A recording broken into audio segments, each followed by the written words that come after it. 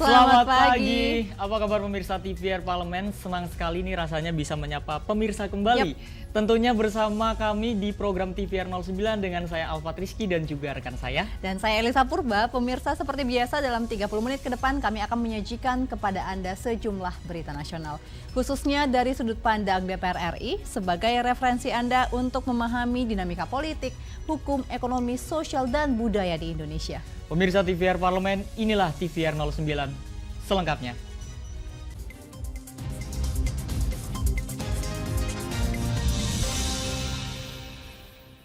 Pemirsa, kita awali TVR 09 pada pagi hari ini dari Komisi 8 DPR RI yang berharap Badan Nasional Penanggulangan Bencana untuk menyusun sistem protokol kebencanaan sehingga status bencana suatu daerah bisa diverifikasi secara berjenjang. Komisi 8 DPR RI mengusulkan agar BNPB menyusun sistem protokol kebencanaan sebagai acuan terhadap penetapan status darurat bencana di suatu daerah. Hal tersebut diungkapkan anggota Komisi 8 DPR RI Ibnu Mahmud Bilaludin dalam rapat kerja Komisi 8 dengan BNPB. Ia menilai pentingnya penyusunan sistem protokol kebencanaan untuk menghindari munculnya unsur politis dalam penetapan status bencana suatu daerah. Ibnu menambahkan, selama ini keputusan status darurat bencana di suatu daerah masih tergantung kepada keputusan kepala daerah. Oleh karenanya, BNPB didorong untuk dapat menyusun sistem protokol yang menjadi standar acuan sehingga status bencana suatu daerah bisa diverifikasi secara berjenjang. Ini kaitan dengan penetapan status keadaan darurat bencana ini kan tergantung betul dengan kewenangan dari pemerintah daerah. Nah, bagaimana caranya? Ini saya usulkan penetapan ini bukan pada diberikan kepada yang berwenang, tapi ada protokolnya, Pak. Jadi ada protokol kebencanaan gitu yang memang kita sepakati bersama atau anggaplah itu dibikin oleh BNPB begitu, sehingga kalau memenuhi protokol itu persyaratannya yaitu otomatis bencana gitu. Jangan sampai mungkin ada sisi politiknya, Pak. Kewenangan itu kan ada dimensinya. Nah, jangan sampai nanti ada unsur-unsur yang di luar kebencanaan itu sendiri. Sebagai informasi, saat ini menurut Undang-Undang tentang Penanggulangan Bencana, pemerintah daerah merupakan pihak yang memiliki wewenang dan tanggung jawab untuk penanggulangan bencana secara menyeluruh. Mario, TVR Parlemen melaporkan. Pemirsa, meski mengalami peningkatan jumlah pemudik yang hampir 2 kali lipat dari mudik tahun sebelumnya, Komisi 6 menilai pelayanan mudik Lebaran yang diberikan BUMN kepada para pemudik telah berjalan dengan baik. Komisi 6 DPR RI mengapresiasi pelaksanaan arus mudik dan balik Lebaran di tahun ini, termasuk kesiapan yang cukup baik dari penyelenggara seperti Jasa Marga serta PT KAI dalam mengantisipasi lonjakan pemudik.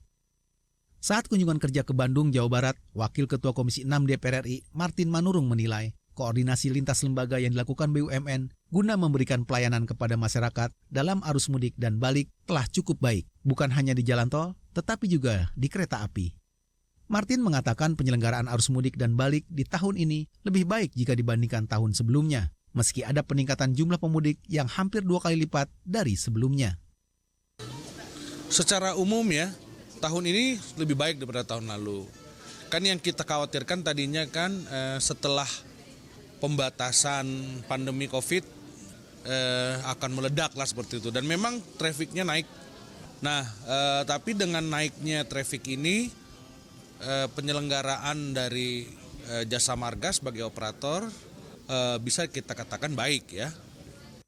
Anggota Komisi 6 DPR RI Eli Rahmat Yasin menilai persiapan sarana-prasarana yang dilakukan BUMN Karya untuk mengantisipasi lonjakan arus mudik dan balik Lebaran tahun 2023 sudah baik. Ya, kami sangat mengapresiasi karena semua sudah tanggap, artinya sudah mempersiapkan sedemikian rupa sehingga mudik kali ini tidak ada yang bermasalah gitu. Sampai rest area darurat pun mereka persiapkan untuk masyarakat yang ingin beristirahat dan diberi waktu tidak boleh lebih dari sekian menit. Akhirnya supaya tidak ada penumpukan. Dari Jawa Barat, Muhammad Samsul Fajri, TVR Parlemen melaporkan. Pemirsa, Komisi 4 DPR RI meminta pemerintah untuk mengambil langkah antisipasi terhadap naiknya suhu dan udara yang kian panas. Yap, dan informasi selengkapnya tentunya akan kami hadirkan usai jeda. Tetaplah di TVR 09.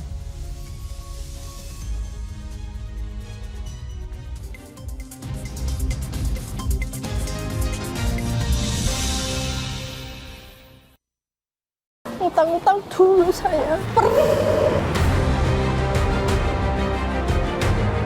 Mereka yang tidak cukup paham teredukasi bagaimana menyuarakan aspirasi demi memperoleh jawaban. Sini ditambang untuk seperti itu, warga sini tidak mengizinkan. Sebab apa? Itu menyangkut isi perut kami semua. Hadir menelisik mulai dari hulu ke hilir.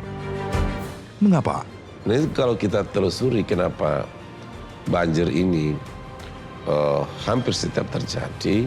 Hingga menemukan apa yang belum terkuak secara nyata. Kan kabeh niku sedulur, Pak. Nek kula ngrencangi mriki, mesti mriki gelo, nek kula ngrencangi mriki mesti mriki gelo. Nggih kedah adil wae, Pak, tengah-tengah. Menghadirkan peran anggota DPR RI demi mendapatkan solusi.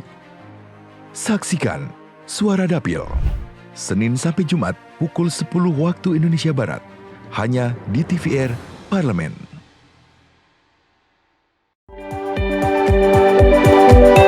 Perempuan Parlemen mengungkap sisi kehidupan pribadi anggota DPR RI.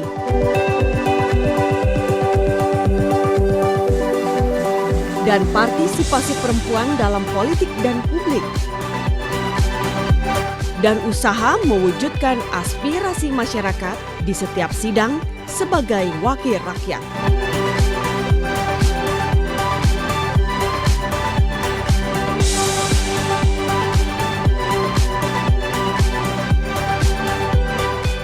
Keseharian dalam keluarga. Jangan lewatkan Perempuan Parlemen. Hanya di TVR Parlemen.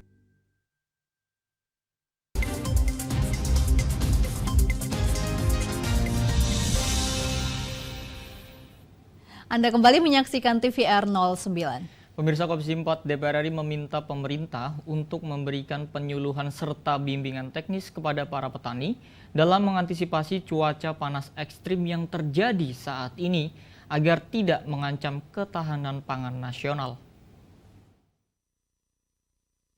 Sehubungan adanya cuaca panas ekstrim yang terjadi di Indonesia beserta beberapa negara lain di Asia, Komisi 4 DPR RI meminta pemerintah untuk mengambil langkah antisipasi agar sektor pertanian dan kehutanan tidak merugi akibat naiknya suhu dan udara yang kian panas menyengat. Menurut anggota Komisi 4 DPR RI, Muhammad Syafruddin, penyuluhan serta bimbingan teknis dalam mengantisipasi cuaca panas ekstrim perlu diberikan kepada para petani agar tidak terjadi gagal panen.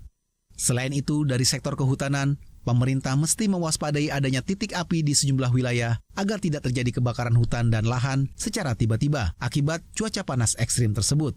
Bahwa memang kondisi cuaca atau suhu bahkan dalam bulan-bulan ke depan ini sangat ekstrim ya. Nah, saya berpikir bagaimana caranya kita mengantisipasi terutama untuk pertanian.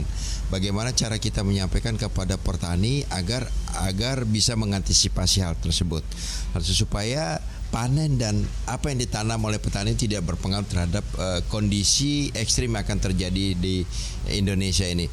Kami di DPR RI menghimbau kepada pemerintah untuk menyampaikan berita ini kepada seluruh petani di Indonesia karena kondisi ekstrim yang akan terjadi. Nah, tentu dalam suhu panas atau cuaca panasnya akan berpengaruh pada kekeringan. Tentu petani yang biasanya menanam tanamannya dengan tak ada hujan atau mengharapkan hujan ini sangat berpengaruh. Badan Meteorologi, Klimatologi, dan Geofisika menyatakan peningkatan suhu panas yang terjadi di Indonesia akibat adanya gerak semu matahari. DPR RI berharap cuaca panas ekstrim tidak mengancam ketahanan pangan nasional. Oki Zulendra dan Bondan, TVR Parlemen melaporkan. Dari Komisi 4 kita beralih ke Komisi 6 DPR RI, pemirsa, yang berharap BUMN Transportasi memperhatikan dengan cermat faktor utama dan pendukung dalam menghadapi eskalasi atau peningkatan penumpang yang terjadi pada saat hari libur keagamaan.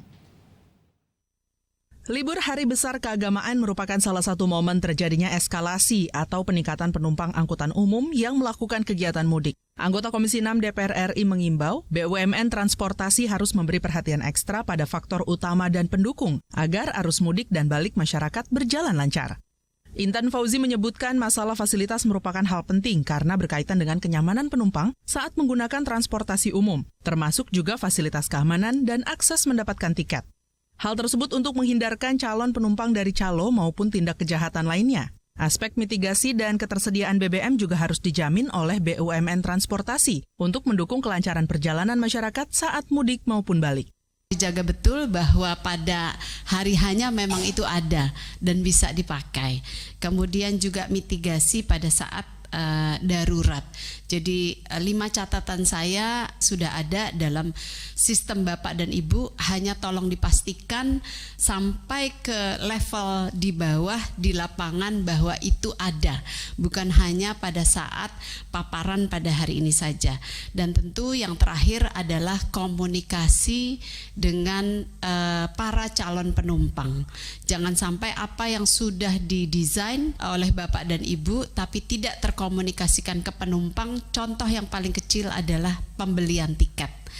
Intan Fauzi menambahkan BUMN Transportasi juga harus teliti dan rapi dalam membuat manifest setiap perjalanan angkutan umum agar tidak terjadi kelebihan kapasitas penumpang yang rentan terhadap kecelakaan. Minimnya angka kecelakaan berpengaruh pada suksesnya pelaksanaan arus mudik dan arus balik. Fitian Aunilah, TVR Parlemen, melaporkan. Kita beralih ke informasi selanjutnya pemirsa. DPR RI menilai pentingnya kewaspadaan dari semua kalangan masyarakat dalam menghindari aksi teror yang sering terjadi beberapa waktu ini. Kewaspadaan penting untuk dilakukan pemirsa baik kepada orang-orang yang memiliki rekam jejak bermasalah maupun adanya aliran-aliran keagamaan yang menyimpang. Selasa 2 Mei lalu terjadi penembakan di kantor Majelis Ulama Indonesia Pusat yang menyebabkan 2 pegawai MUI luka-luka. Sementara pelaku penembakan tewas. Anggota Komisi 3 DPR RI mengimbau seluruh pihak perlu meningkatkan kewaspadaan. Habibur Rahman mengecam tindakan penembakan tersebut mengingat pelaku juga pernah melakukan pengerusakan di Lampung pada tahun 2016 lalu. Semua kalangan masyarakat perlu semakin berhati-hati, terutama pada orang-orang yang memiliki rekam jejak atau track record bermasalah. Aparat keamanan juga diimbau meningkatkan penjagaan dan pengamanan pada lokasi-lokasi vital.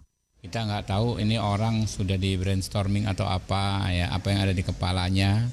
Karena itu pengawasan melekat kepada orang-orang yang pernah bermasalah, saya pikir harus tetap dilakukan pemantauan. Aktivitasnya sekarang seperti apa? Ini kan informasinya pernah bermasalah di tahun 2016 orang ini. Secara terpisah, Ketua MUI Bidang Fatwa Asrorun Ni'am menjelaskan, pasca kejadian penembakan ini, MUI akan bertemu dengan ormas-ormas Islam di Indonesia untuk mempererat ikatan antar ormas dan membangun kesepahaman antar umat Islam. Hal ini sebagai upaya pencegahan aliran-aliran keagamaan yang menyimpang. Untuk membangun kesepahaman tentang pentingnya penguatan ukhuwah Islamiyah, ukhuwah watoniyah dan juga ukhuwah insaniyah. Bahwa ketika kita berbeda organisasi bukan berarti harus berhadapan. Ada titik temu yang menyatukan kita. Titik temu di dalam konteks ormas-ormas Islam itu adalah titik temu keagamaan, yaitu ukhuwah Islamiyah. Tim Liputan TVR Parlemen melaporkan. Kelancaran arus balik Lebaran menutup proses panjang persiapan dan antisipasi pemerintah dalam melayani perjalanan massal jutaan masyarakat mudik ke kampung halaman merayakan Hari Raya Idul Fitri 1444 Hijriah. Pemirsa, skenario manajemen transportasi darat, laut dan juga udara selama masa mudik Lebaran tahun ini sudah membuahkan hasil yang layak untuk diapresiasi. Ya, dan informasinya akan kami hadirkan sesaat lagi. Tetaplah di TVR 09.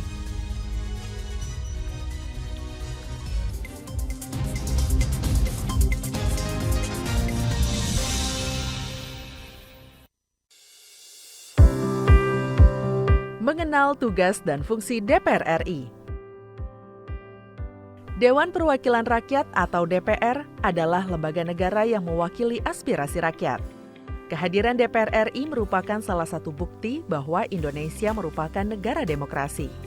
Sebagai salah satu lembaga perwakilan rakyat, apa saja tugas dan fungsi yang diemban DPR RI? Berdasarkan pasal 20A ayat 1 Undang-Undang Dasar 1945, DPR memiliki 3 fungsi, yakni fungsi legislasi, anggaran, dan pengawasan. Tugas dan wewenang DPR berbeda untuk setiap fungsinya. Yang pertama, fungsi legislasi.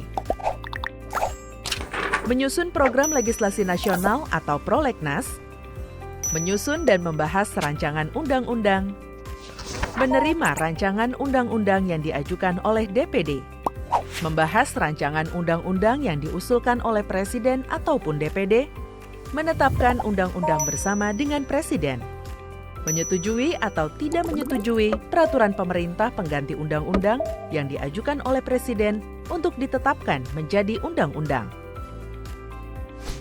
Yang kedua, fungsi anggaran.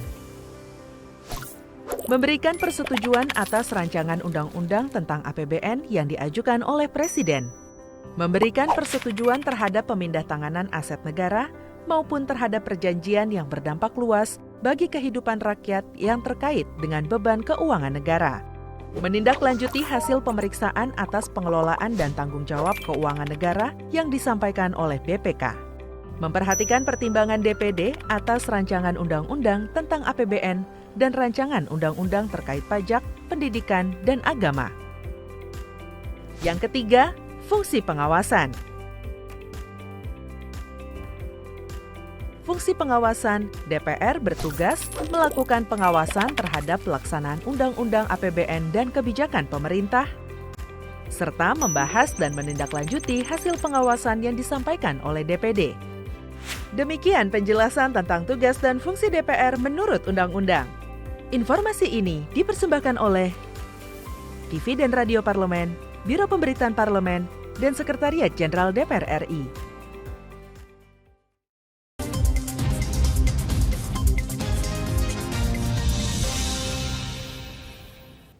Anda masih menyaksikan TVR 09. Pemirsa, perhatian besar dari seluruh pemangku kepentingan terhadap kelancaran transportasi Lebaran membuat masyarakat bisa merasakan kelancaran lalu lintas dan juga menikmati perjalanan mudik yang mereka lakukan setahun sekali melalui mudik aman dan juga berkesan. Nah, namun demikian DPR RI juga berharap pemirsa bahwa pemerintah terus melakukan peningkatan fasilitas demi kenyamanan pemudik serta keamanan masyarakat. Pemirsa, langsung saja untuk mengetahui informasi selengkapnya, mari kita simak laporan mendalam yang telah dihimpun oleh tim redaksi TVR Parlemen dalam segmen Editorial Parlemen berikut ini.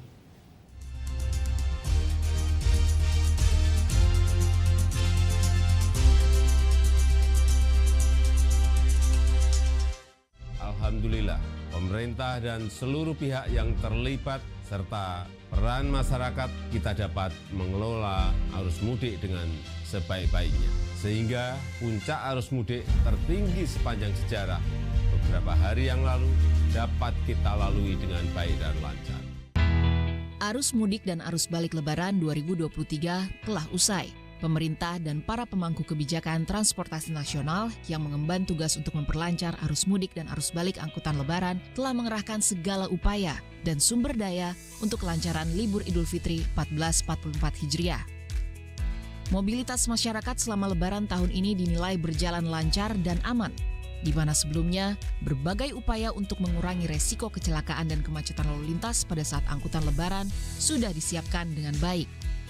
Persiapan panjang yang dilakukan oleh pihak kepolisian dan Kementerian Perhubungan bersama jajaran serta dukungan dari BUMN Transportasi seperti ASDP, PT KAI, Damri, Pelindo, dan Organda dapat dirasakan hasilnya oleh masyarakat pada Lebaran tahun ini.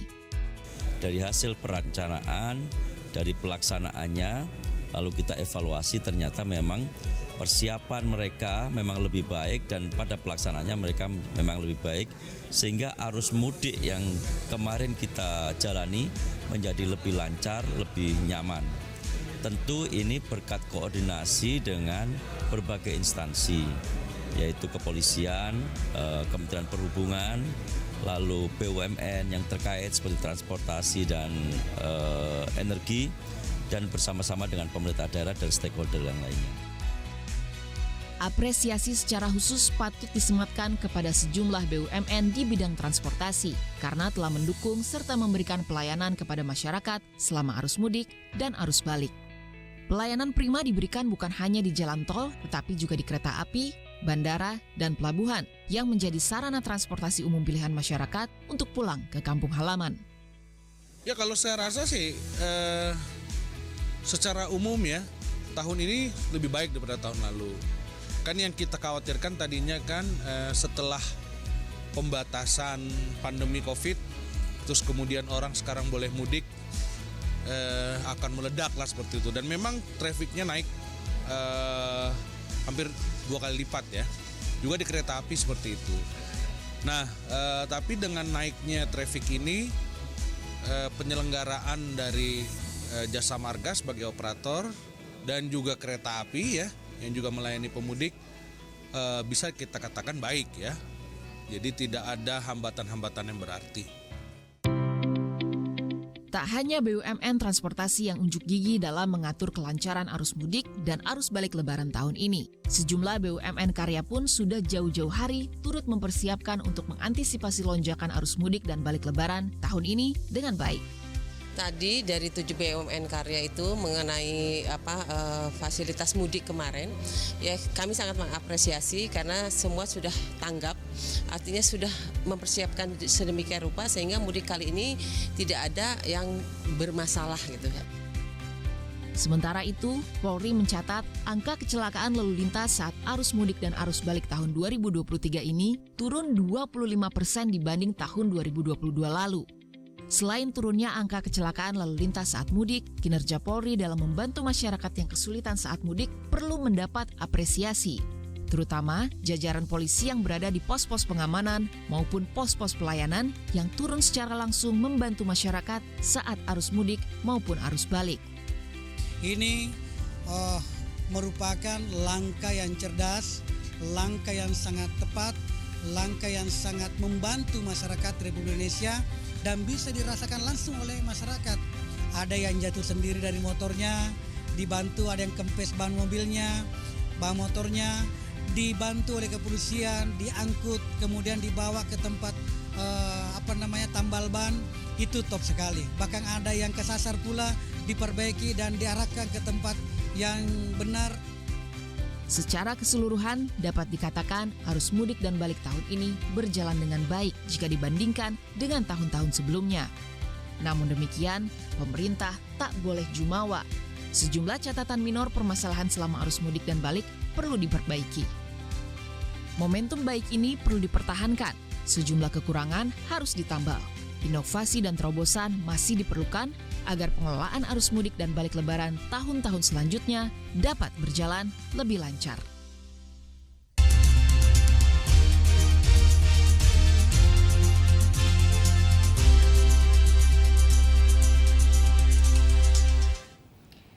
Ya Elisa dan juga pemirsa, sesaat lagi kita akan membahas terkait dengan Singapura. Nah kalau aku mau nanya Elisa nih, kira-kira apa yang ada di benak Elisa ketika aku bilang Singapura? Pemirsa, sama aku, kamu juga, aku tebak pasti kita sama-sama mikir sama patung yang berkepala singa, berbadan ikan. Namanya aja udah Singapura. Ya. Benar gak? Iya. Tapi katanya infonya kalau di Singapura itu tidak pernah hidup seekor singa pun loh Elisa. Masa sih? Iya, makanya daripada pemirsa penasaran nih, sesaat lagi kami akan ajak pemirsa nih untuk berjalan-jalan ke negeri dengan ikon kepala singa tersebut. Untuk itu jangan kemana-mana, tetaplah bersama kami di TVR 09.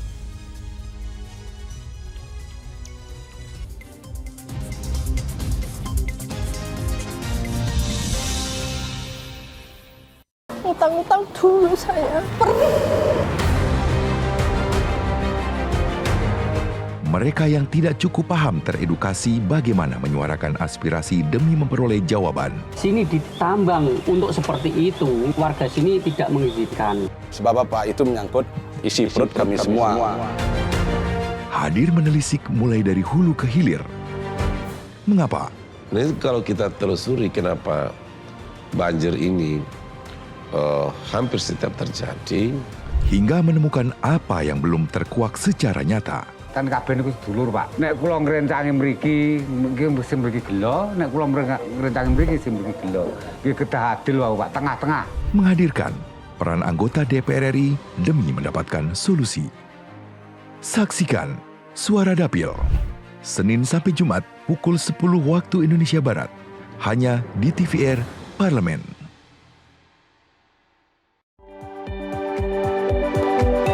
Perempuan Parlemen mengungkap sisi kehidupan pribadi anggota DPR RI.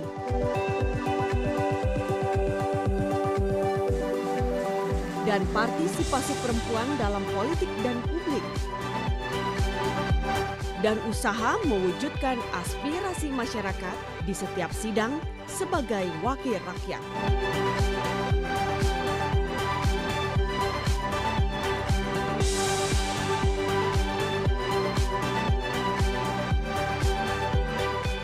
Keseharian dalam keluarga. Jangan lewatkan Perempuan Parlemen. Hanya di TVR Parlemen.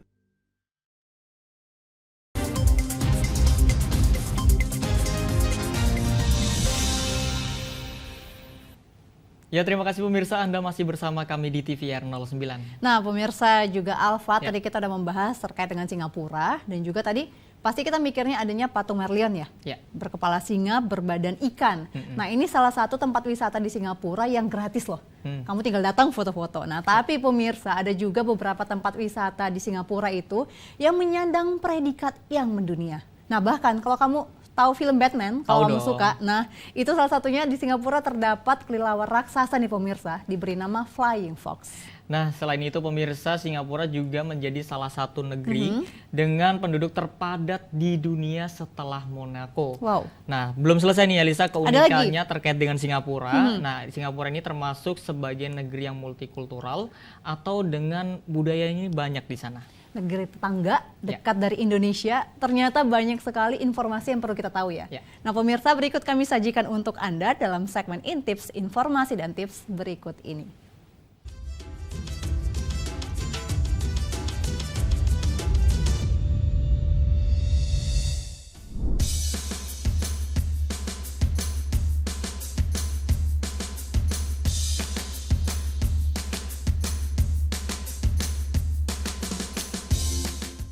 Singapura merupakan salah satu destinasi wisata yang paling ramai dikunjungi warga Indonesia. Meskipun negara Singapura berukuran kecil, namun ada banyak sekali destinasi wisata yang memanjakan wisatawan. Mulai dari bangunan kota, wisata edukasi, serta taman bermain juga ada di sini. Dan sayang sekali untuk dilewatkan. Mungkin di antara pemirsa baru mengetahui bahwa meskipun memiliki nama Singapura, namun di negeri ini tidak pernah hidup seekor pun singa. Apa saja sih destinasi wisata Singapura yang unik tersebut? Yuk kita bahas satu persatu. Merlion Park. Tempat wisata di Singapura yang pertama, kita mulai dari ikon negeri Singapura yang bernama Merlion Park atau Taman Merlion Singapura, sekaligus sebagai objek wisata yang paling terkenal di Singapura. Ketika berkunjung ke Singapura, tidak lengkap rasanya jika tidak mengabadikan momen di lokasi ini. Merlion adalah gabungan dua kata, yaitu mermaid yang berarti putri duyung dan lion yang berarti singa. Sebuah patung berkepala singa dan bertubuh ikan dan mulutnya mengeluarkan air. Merlion Park termasuk dalam kategori tempat wisata Singapura yang gratis, serta tempat wisata Singapura yang romantis dan instagramable. Apalagi saat malam tiba yang berpadu dengan lampu-lampu kota. Jewel Changi, Changi Airport, Singapura. Bandara yang memegang gelar bandara terbaik dunia selama 4 tahun berturut-turut. April 2019 lalu, Bandara Changi meluncurkan permata mahkota yang paling cemerlang, Jewel Changi Airport. Memiliki air terjun indoor yang bernama HSBC Rainforest Vortex dengan ketinggian air terjun 40 meter, serta hutan rimbun dalam ruangan dan berbagai hal menarik lainnya. Jewel Changi adalah keajaiban arsitektur yang mengagumkan. Bangunan yang memiliki 10 lantai ini layak banget dikunjungi, baik setelah kamu sampai di Singapura atau sebelum pemirsa pulang ke Indonesia. Gardens by the Bay. Gardens by the Bay adalah sebuah taman unik yang berada di sekitar Marina Bay. Selayaknya taman, Gardens by the Bay mempunyai banyak pohon dan tumbuhan hijau. Ada sekitar 2.000 spesies dan 700.000 tanaman sungguhan di taman ini. Yang membuat unik adalah di sini kamu dapat menemukan beberapa pohon buatan raksasa. Pohon-pohon buatan ini terbuat dari baja dan berfungsi untuk menampung air hujan dan juga menampung energi matahari. Chinatown.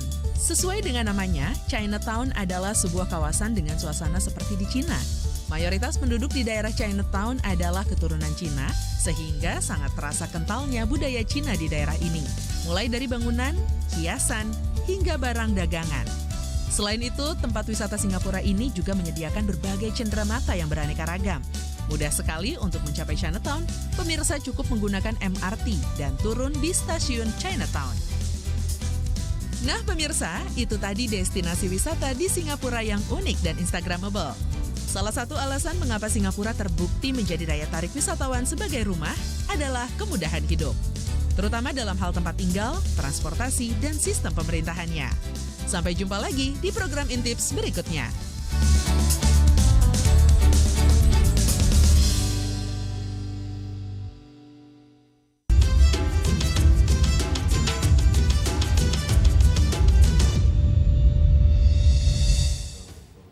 Baik pemirsa, di penghujung acara kami informasikan kepada Anda bahwa saat ini DPR RI sedang memasuki masa reses, di mana seluruh anggota Dewan kembali ke daerah pemilihannya masing-masing untuk melaksanakan fungsi representasi DPR, menyerap dan menghimpun aspirasi masyarakat, serta menindaklanjuti dan memberikan pertanggungjawaban kepada konstituen di daerah pemilihannya. Dan namun pemirsa, meskipun masih dalam masa reses, sejumlah agenda serta program DPR RI lainnya tentunya masih dapat Anda saksikan secara langsung di TVR Parlemen melalui kanal utama, kanal komisi dan juga kanal alat kelengkapan Dewan lainnya yang dapat Anda akses di tvr.dpr.go.id.